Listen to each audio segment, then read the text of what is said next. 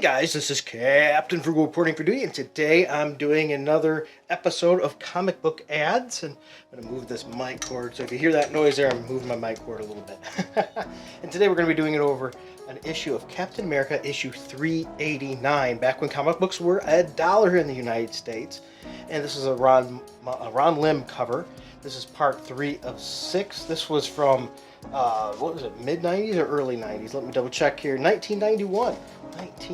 So let's dive in and see the ads for 1991. And first thing we start off with is none other than an advertisement of Capri Sun. Hey dudes, it's new, it's cool.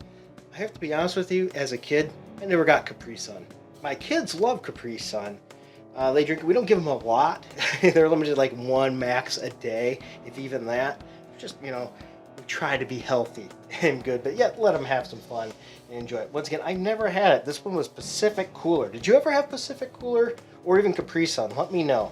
As a kid, we really couldn't afford that, so we were pretty cheap back at that time. We didn't have a choice. Now the next, see here, I love the art in this. Great art in this issue. Oh, here we go. Swap cards with everyone in the human race and some who aren't. This is the first series of Marvel cards, I believe. No, wait a minute. This looks like a second series. This is, I believe, second series. I have all the first series as well as the second series. Yep, a little hard to read the printing. It's faded a lot on this page. Did you collect Marvel cards? I did.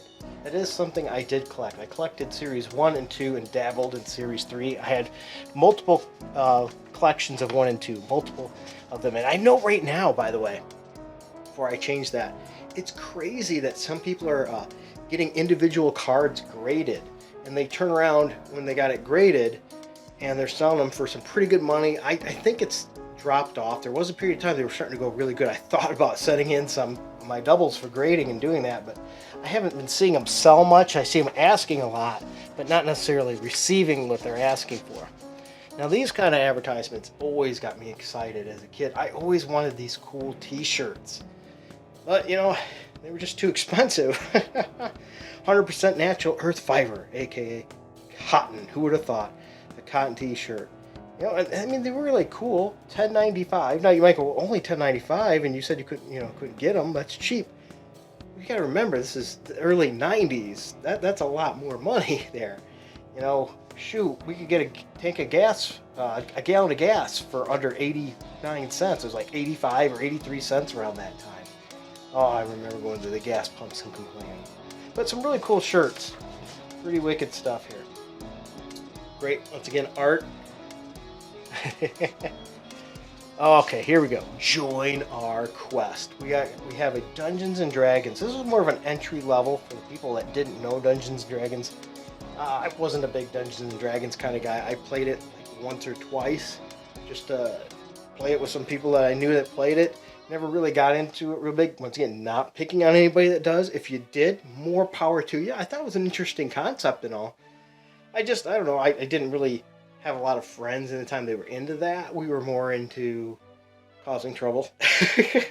Music, though, my band and all that stuff was rip roaring, so that was more of our way. But if you had this, let me know. Interesting starter concept. And here we have Dungeons and Dragons cards. Never collected a single one of those back when it was TSR. Really hard to read nowadays with the how they did the background on here. But I wonder if when it was fresh, if it was more readable. Never collected Dungeons and Dragons cards. Did you? I'm interested to know what you guys liked, and if those were worth collecting. Were they cool? Now look at this page here. We have sleeping bags. These are so cool. I mean, look at those. Really, really awesome. I wish I had these today. $19.95 each. And the reason is, I think this would be great for my recording studio because once I get the floor put in, I'm going to be building new bass traps and things for sound.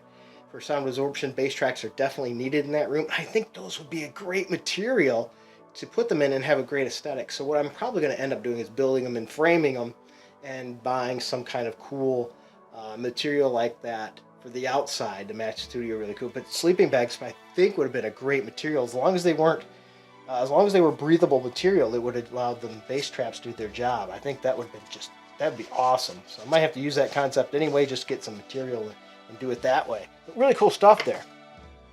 You know, I really like the ads in this comic book, and I always loved these. These were interesting, where you could order all kinds of comics, issues you missed. These were great for back in the day where, we didn't have a lot of comic shops necessarily around. And on top of that, we had to more likely go to the spinner rack, and you couldn't find them in the spinner rack. This was a great way to catch up on what you were missing and getting good prices. Also, what I would do is I owned a comic book resale shop and a specialty shop back in that time. Yeah, I did a lot of stuff. And in my comic shop, one of the specialties I would do is finding comic books that people couldn't get a hold of or couldn't find or missed themselves. So they would do that. They'd hit me up and I'd scramble and check out all these, check out the local auctions and things like that, and search for those.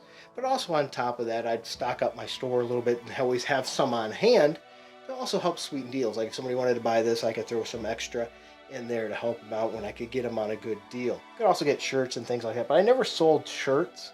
I didn't sell toys. I sold comic books, a lot of comic books. But then I got out of it before the bubble burst. My timing was impeccable on getting out of that one.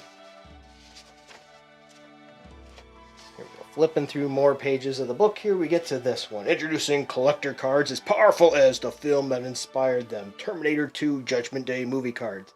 It seems like at that period of time, any kind of movie they thought was into the teenager and under crowd, they wanted to make a card set for. Especially the action movies, of course. Most of them, I think, ended up in just garbage because they weren't that good. Or, really, I don't know. Maybe you thought they were awesome. No disrespect there. If you liked it, more power to you. For me, Terminator cards, nah. The movie I thought was cool. Don't get me wrong. Cool movie. Definitely didn't want the cards. But if you collected those, let me know. Did I miss out on something? Maybe I did. Maybe I don't know what I'm talking about. But it is what it is. Oh, yes, the good old letters page. Love those. But here we go. The subscriptions. Get 3 titles for the price of 2. Only $24 for a 12-issue subscription. I loved doing that, but then I hated doing that too, because more often than not, your comic books came damaged. And I will say, actually during this time, it wasn't too bad. I didn't get too many damages at this period of time. I would say by about 2000, though, man, I got more damage than what I got. Or I wouldn't get the issue at all. I had to quit getting subscription services. They just weren't worth it. They'd come completely decimated. They cheap out on the shipping, on how they, what they put them in. And I understand, though, something like that, it's tough. But when it says don't bend, and it's not bend, it's ripped open and bashed, and the cover's half ripped off, they were terrible.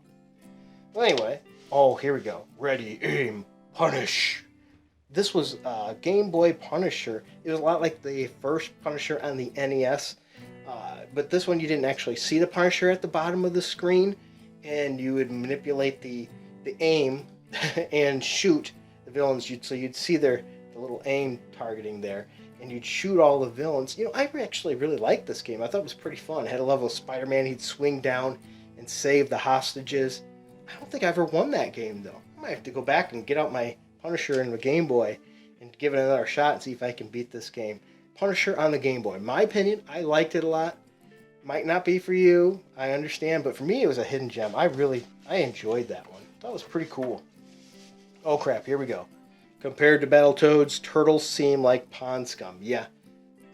They're a complete knockoff of the Teenage Mutant Ninja Turtles. Let's be honest, they are. And they're taking a shot at the Teenage Mutant Ninja Turtles. This was a tough game on the NES.